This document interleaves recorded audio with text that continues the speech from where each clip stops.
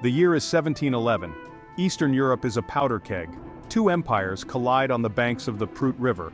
The Ottoman Empire, under Sultan Ahmed III, faces a rising Russia led by Tsar Peter the Great. Peter, a visionary leader, had modernized Russia and built a powerful army. The Black Sea, a vital waterway, became the focal point of his ambition. The stage was set for a grand confrontation. Two empires led by two ambitious rulers, locked in a battle for supremacy. The Prut War would test their limits and leave an indelible mark on history. This is a story of ambition, strategy, and the struggle for dominance.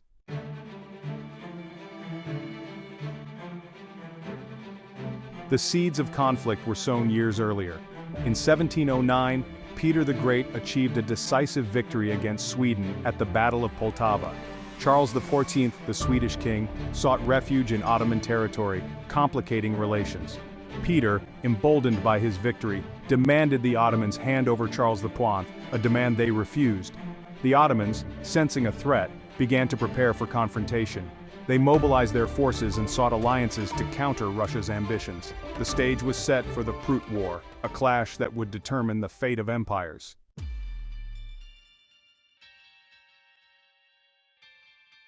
The tension between the Ottoman and Russian empires didn't ignite overnight. It festered for years, fueled by mistrust and territorial disputes. The Black Sea, a strategically vital waterway, became a point of contention. For Russia, access to the Black Sea meant increased trade and power projection.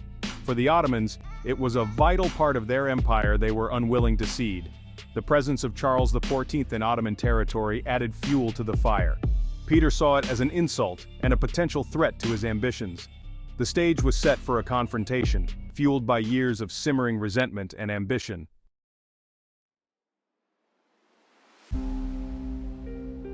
Peter the Great saw an opportunity in the escalating tensions with the Ottomans. In 1710, he set his plan in motion, targeting Moldavia. Peter believed an alliance with Prince Dmitry Cantemir could incite a rebellion against the Ottomans. He envisioned a swift victory, but underestimated the Ottoman resolve. The logistical difficulties and the resilience of the Ottoman Empire were challenges Peter may have misjudged. His gamble, fueled by ambition, would soon be put to the test.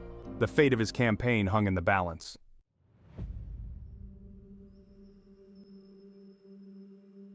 Word of Peter's military preparations reached Constantinople. Sultan Ahmed III saw Peter's actions as a direct threat. The Ottoman war machine, vast and formidable, began mobilizing. Orders were dispatched, calling for troops and supplies. The Crimean Tatars, renowned for their cavalry, joined the Ottoman ranks. Despite their might, the Ottomans preferred diplomacy but were left with little choice. They would meet force with force, determined to defend their empire. The stage was set for a clash of titans.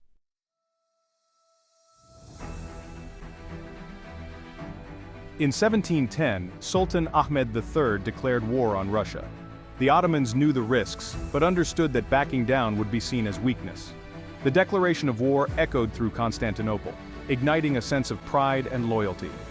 Men from every corner of the empire answered the Sultan's call. The Ottoman war machine began to roll. Russia, under their ambitious Tsar, had poked the sleeping bear. Now, they were about to face its wrath.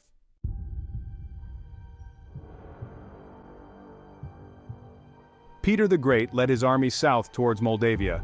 His goal was to link up with Prince Cantemir and establish a foothold in Ottoman territory. The march south was fraught with difficulties. The Russian army, while modernized, was ill-prepared for the challenges of the Balkans. Supplies dwindled, and support from Cantemir proved unreliable. Whispers of discontent spread among the Russian ranks. Yet Peter rallied his troops, reminding them of their past victories.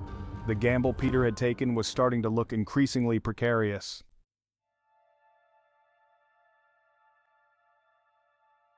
As the summer of 1711 descended, the two armies drew closer. The Ottoman army had effectively cut off the Russian army's supply lines. The Prut River, swollen by summer rains, trapped Peter's army. Outnumbered and low on supplies, the Russians were in a perilous position. Baltachi Mehmed Pasha had carefully laid his trap.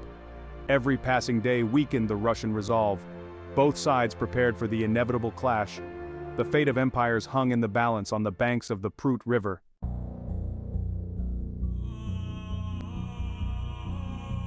Peter the Great, facing a dire situation, devised a daring plan. He ordered his engineers to prepare pontoon bridges across the Prut River. The element of surprise was crucial. If the Russians could cross the river under the cover of night, they might outmaneuver the Ottomans.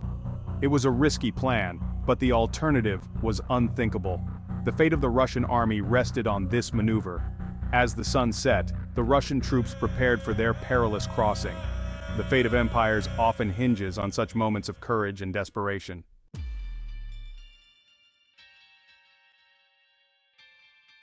The Ottoman commanders anticipated Peter's move. Baltachi Mehmed Pasha had positioned his forces to counter any attempt to break free. As the Russians attempted to cross the pontoon bridges, they were met with Ottoman gunfire. The element of surprise lost. The Russian advance descended into chaos. The Ottoman cavalry swept down upon the exposed Russian flanks. The Crimean Tatars harassed the Russian lines.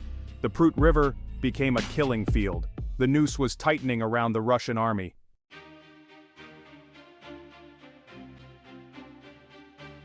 The morning sun rose over a scene of carnage and chaos. Despite the desperate situation, Peter the Great refused to surrender.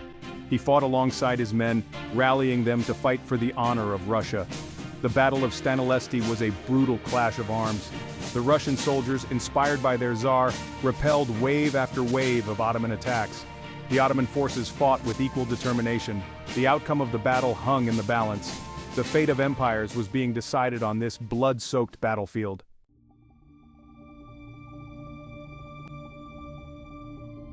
Section 1. The walls close in a Tsar's predicament. As the sun began its relentless descent, casting long shadows across the blood-soaked battlefield, the gravity of the situation dawned on Peter the Great. The Russian army, battered and depleted after days of relentless fighting, found itself pushed back against the unforgiving current of the Prut River. The Ottoman noose tightened with each passing hour.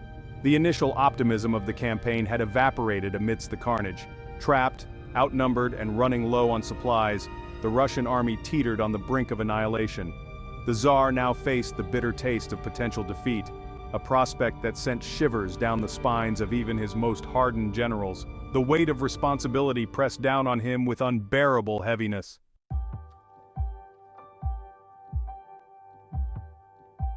Section 2. A Glimmer of Hope, Catherine's Gambit.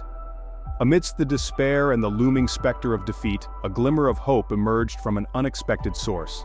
Catherine, Peter's wife, a woman of remarkable strength and cunning, took it upon herself to act as the Tsar's envoy, a desperate gamble to avert utter catastrophe.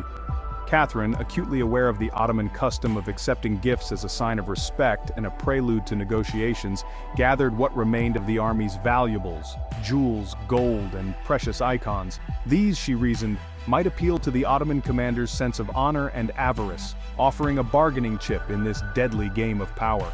With a heavy heart and a mind racing with possibilities, she ventured into the Ottoman camp.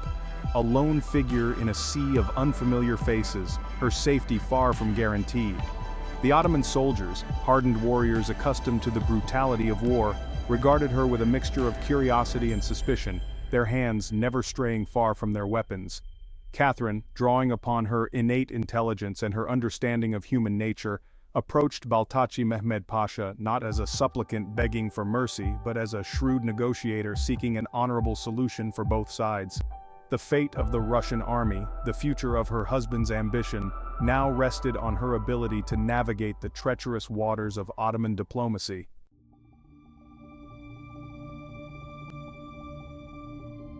Section 3. The price of peace negotiations begin. Baltachi Mehmed Pasha, the Ottoman Grand Vizier, found himself in an unexpected position. Victory, so close, carried the potential for further conflict. He saw an opportunity in Catherine's desperate plea. The Ottoman Empire was not immune to the strains of war. The treasury had been depleted by years of campaigning. A swift end to the conflict through diplomacy held appeal. Catherine's gifts softened the Grand Vizier's stance. The stage was set for negotiations, a delicate dance between two empires.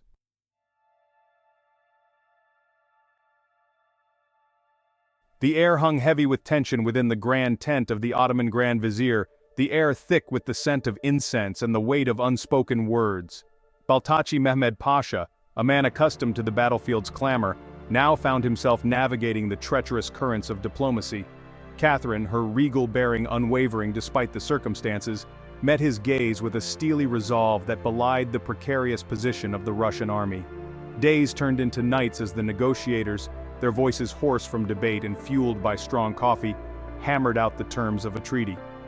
The fate of the Russian army, the future of Peter the Great's ambitions, hung in the balance.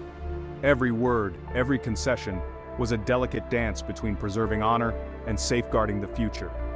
The shadow of the battlefield loomed large over the proceedings. The echoes of cannon fire, the cries of the wounded, served as a stark reminder of the price of continued conflict. Both sides, though hardened by war, understood that a treaty, however uneasy, was preferable to the endless cycle of bloodshed.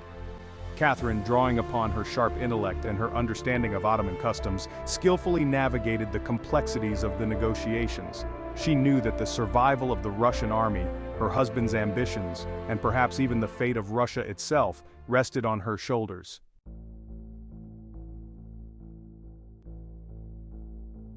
Section 2. The Bitter Pill of Retreat, Russian Concessions. The Treaty of Pruth, signed on July 21, 1711, under a sky still heavy with the smoke of battle, was a bitter pill for Peter the Great to swallow.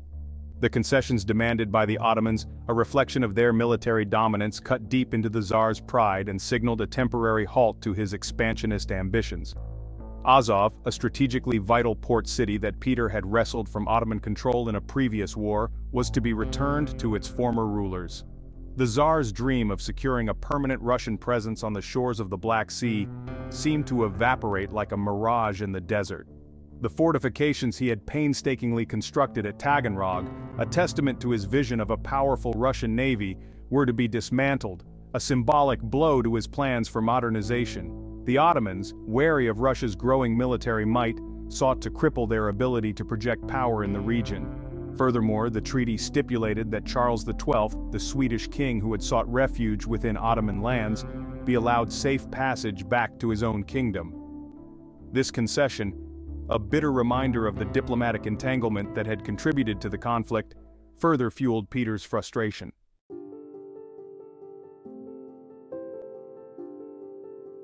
Section 3.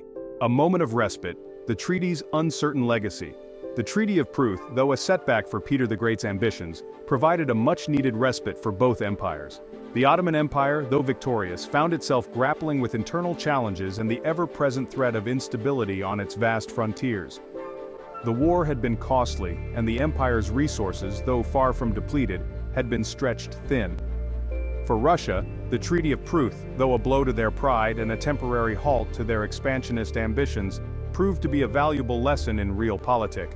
Peter the Great, though deeply affected by the experience, emerged from the conflict with a renewed determination to strengthen his army and solidify his control over the Russian state.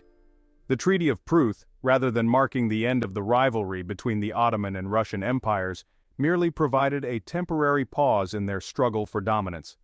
The seeds of future conflicts, sown in the fertile ground of territorial ambition and political maneuvering, remained dormant, awaiting the right moment to sprout anew.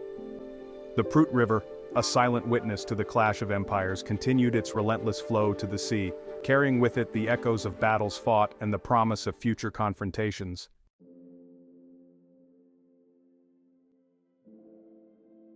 Section 1. The Unfinished Symphony, Echoes of the Prut. The Treaty of Pruth, signed in the shadow of war and sealed with the blood of thousands, marked not an end but a pause in the grand symphony of conflict between two empires. The Prut River, once a silent witness to the clash of armies, now flowed on, carrying the echoes of cannon fire and the whispers of fallen soldiers. For Peter the Great, the treaty was a bitter lesson learned, a temporary setback on his relentless drive to modernize and expand the Russian Empire. The concessions made, the territories surrendered, fueled a burning desire to avenge this perceived humiliation, to prove Russia's might on the world stage. The Ottoman Empire, though victorious in this round of the endless struggle, found themselves grappling with internal challenges that threatened to unravel their vast domain. The seeds of decline, already present within the empire's institutions, grew more apparent as the years passed. The Treaty of Pruth, rather than a decisive victory for either side, served as a catalyst for change. It forced both empires to reevaluate their strengths and weaknesses, to adapt to the ever-shifting sands of geopolitics. The struggle for dominance in Eastern Europe, a story centuries in the making, was far from over.